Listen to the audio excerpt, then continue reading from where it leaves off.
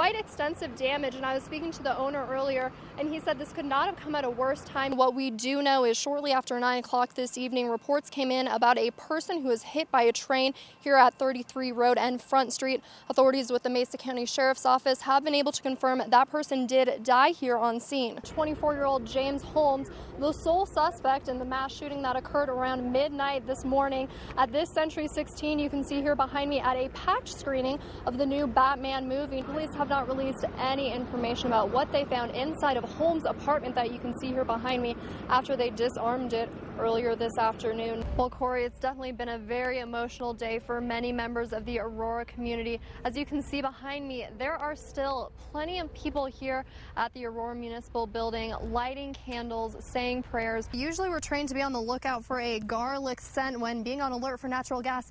Even a rotten egg scent is associated.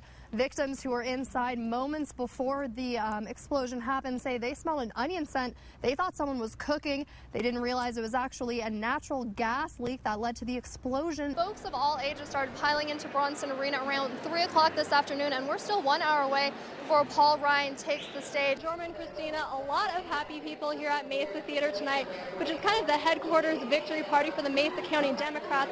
Now, as you can imagine, once President Obama reached that 270 electoral vote threshold, the crowd just went wild here. When the car went through this wall, it actually went into the owner's kitchen. Colorado State Patrol officials tell me that speeding is being investigated as the main contributing factor of the rollover, which left one man dead. They are looking for the person who threw it away because they could be affected if they were in close continual contact with that radiation. That means looking into incentives to give businesses who want to move into these empty buildings that have been left on the corridor. That number has jumped to 800 houses. This Excel truck that is coming in behind me now is going to replace that pole. The most common injuries they see are orthopedic-based, cardiac-based, and of course those heat-related illnesses that come from being out in the sun for too long. People who work the overnight shift or a shift that keeps changing have a greater risk of suffering a heart attack or stroke. U.S. Interior Secretary Ken Salazar is coming home to Colorado.